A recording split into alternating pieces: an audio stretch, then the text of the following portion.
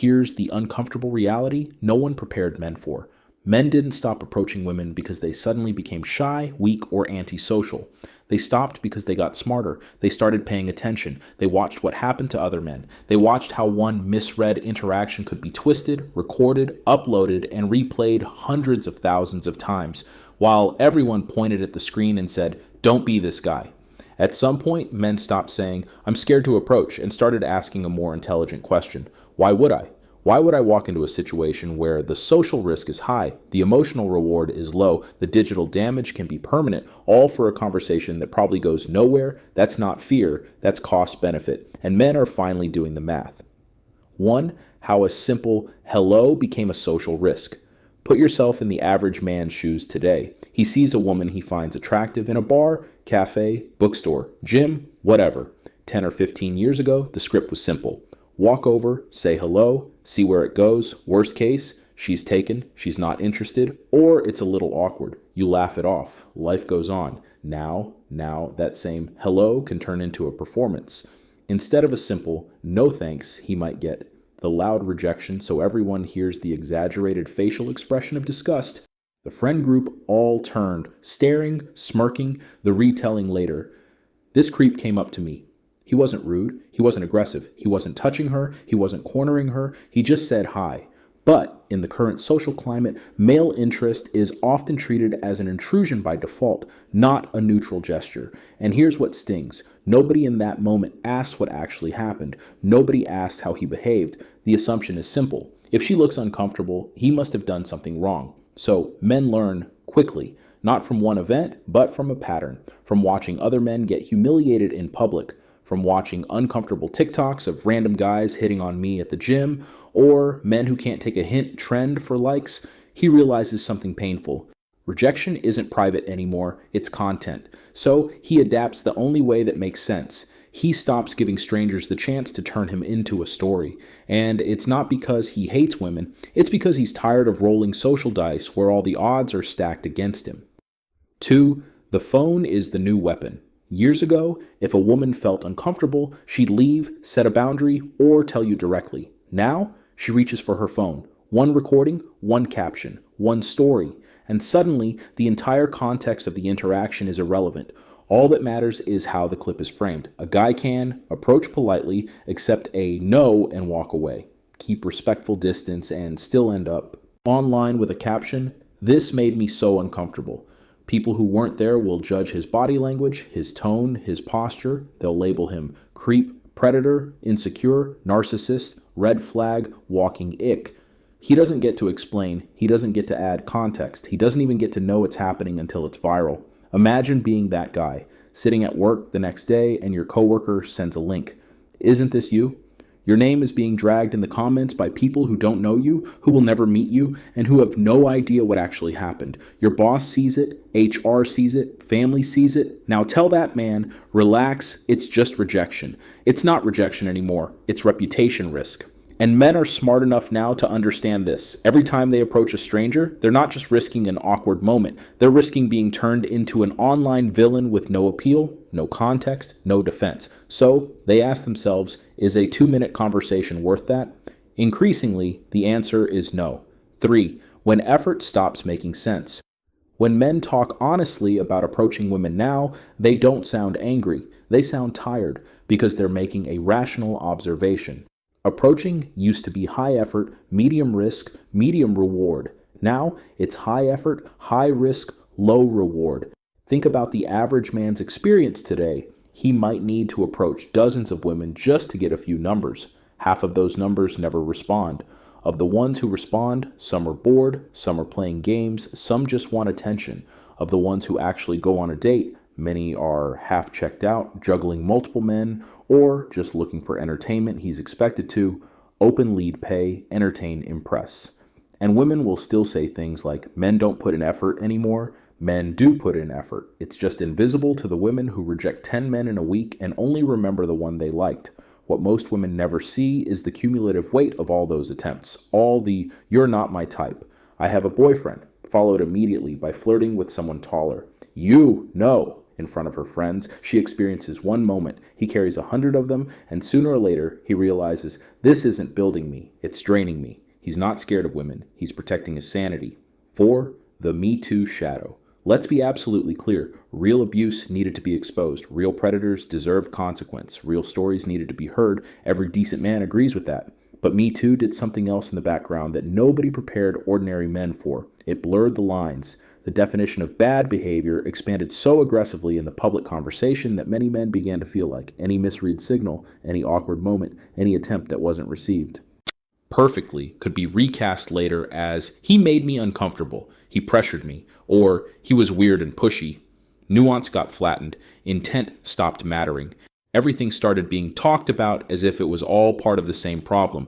So, what did men do? They adjusted, quietly. If one awkward interaction can be interpreted as toxic, if a compliment can be clipped and turned into a red flag montage, if a moment of miscommunication can be turned into a character assassination, then the safest move is simple. Stop initiating altogether, especially with strangers. Now add this layer. Even while this fear exists, men are still expected to make the first move. Culture hasn't updated that part. Women still say, why don't men approach anymore? Where are the confident guys? Why is everyone just staring and not doing anything? Because those same men have been told, if you misjudge this moment, we will not assume good intent, we will assume the worst. So, what's the rational play? Silence. 5. The lose-lose standard. Here's the trap men feel caught in. If he waits for clear signs, he's passive, weak, not a real man. If he acts without clear signs, he's pushing, weird, can't take a hint. Same man, same behavior, completely different label depending on whether she is attracted to him or not. If she likes him, he's bold, he's charming, he's direct. If she doesn't, he's creepy, he's aggressive. He made things awkward. The action didn't change. Her attraction did. Men notice this. They might not have the language for it, but they feel it in their bones. They watch how a tall, jacked, handsome guy can say something borderline cheesy and get giggles, hair flips, and blushing. An average guy says the same line with the same tone and gets disgust, eye rolls, or accusations. And nobody explains that to men growing up. They're told, just be confident, just be yourself, just shoot your shot. But out in the real world, just be confident is only attractive if she already wants you. If she doesn't, that confidence becomes entitlement instantly. So men come to a brutal conclusion. They're not being judged on their character in that first moment. They're being judged on their genetics, height, face, frame, vibes, things they can't meaningfully control. The men who internalize this the hardest are the ones who tried the most. The ones who approached, listened, learned, improved, did everything right, and still got nothing but embarrassment from it. Those are the men who end up walking away, not because they hate women, but because they can't justify playing a rigged game anymore. 6. Dating apps, proof in your pocket. If real life didn't make the hierarchy obvious, dating apps finish the job. Brutal math is this. A small percentage of men get the majority of matches, messages, and attention. The rest fight over scraps. Women swipe through hundreds of men. Most become invisible. They filter by height, build, race, lifestyle, income-coded photos, aesthetics. If you're not in the top tier visually, you're not even a candidate. She never reads your bio. She never sees your humor. She never discovers your depth. You never existed to her at all.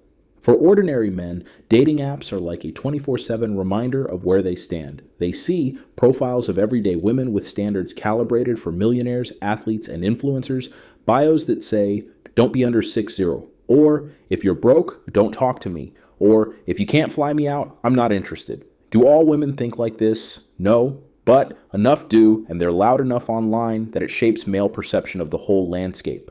So, when that man goes out in public and considers approaching someone, what do you think his brain whispers? Why bother? Why would he risk public embarrassment, misinterpretation, or being recorded for a woman who likely doesn't even see him as a human being, just another unqualified applicant? At some point, his time, dignity, and mental health matter more than performing the role of eternal suitor. 7. Hostility disguised as standards. There's a difference between a woman setting standards and a woman humiliating men for sport. Men are not walking away from standards. They're walking away from hostility. It's one thing for a woman to say, Hey, I'm not interested, but I appreciate you coming over. It's another thing entirely to roll her eyes, laugh with her friends, raise her voice, and act offended that a man dared to speak to her. That isn't self-respect. That's cruelty. And men aren't dumb. They notice cultural patterns, videos of women mocking men's height, income, or looks, clips where a guy is politely existing in a gym and gets blasted online because she felt watched, group chats where his texts get screenshotted and laughed at like entertainment. Every one of those moments sends the same message. You are not a person. You are content. You can only be turned into a joke so many times before you decide to stop giving people material. So men do something very simple. They withdraw, they talk less, they reveal less, they initiate less, not because they're weak, because they're done volunteering to be someone else's punchline. 8. Men didn't retreat. They adapted. Here's the part nobody wants to admit. Men walking away from approaching strangers is not a failure of masculinity. It's an adaptation to a hostile environment. They're responding logically to social penalties for normal behavior, digital risks for neutral interactions, double standards based entirely on looks, a dating market that rewards a tiny percentage and discards the rest. What do rational people do when the game is stacked? They stop playing by the old rules. Men today are putting more energy into their careers, training their bodies and protecting their health, building friendships and brotherhoods, staying single longer or indefinitely, choosing solitude over emotional chaos. They're rediscovering something powerful. You don't need a stranger's approval to feel like a man. You don't need cold approaches to validate your masculinity. You don't need to beg the modern dating market to treat you with basic respect. You can opt out and you can still win. 9. So what should a man do? This doesn't mean you lock yourself in a room and never talk to women again. It means you stop. Approaching from a place of desperation, chasing strangers who earn zero of your effort, playing into a system that sees you as disposable. Instead, 1. Build your life first. Work on your money, mind, body skills. Network. Men with real momentum don't need random validation. They naturally cross paths with women in better environments, work, shared hobbies, professional circles, social networks. 2. Choose safer, higher quality contexts. Random cold approaches in bars and gyms are the most volatile now. Better options, friends of friends, networking events, interest-based groups, environments where your character can actually be seen. People judge you differently when they see you as a real human, not a 3-second interruption. 3. Let women show interest first. You don't have to be a statue, but you also don't need to launch yourself at every woman you find attractive. Instead, pay attention to who keeps looking at you, finds reasons to be near you, initiates small talk, follows your social media, replies quickly and enthusiastically, reward genuine interest. Ignore lukewarm energy. 4. Protect your reputation.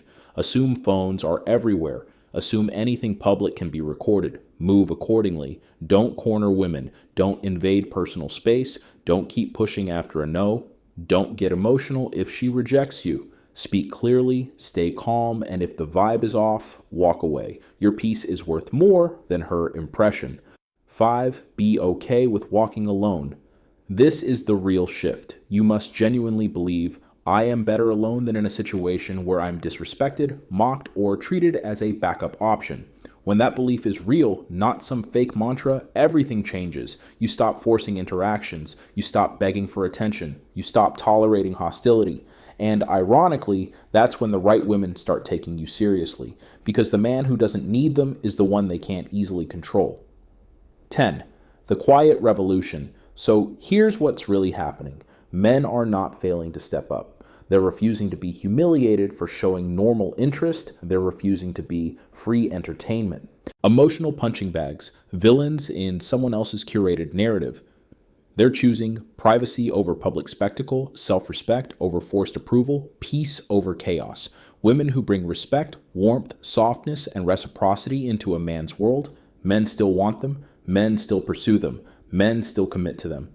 But the era of blindly approaching random women in public, hoping for basic decency while risking public shaming, that era is dying. Not because men stopped being men, but because men started valuing themselves. And once a man truly understands his value, he stops chasing environments that constantly try to convince him he has none. If you're one of those men, you're not broken. You're not weak. You're not a failure. You're awake. And from that place, you don't need to rage at the system or hate the other side. You just quietly make a decision. I will put my energy where it's respected. If that's not in the modern dating market, so be it. My life is bigger than that. That is the mindset shift modern men are making, not from courage to fear, from being desperate to be chosen to simply choosing themselves.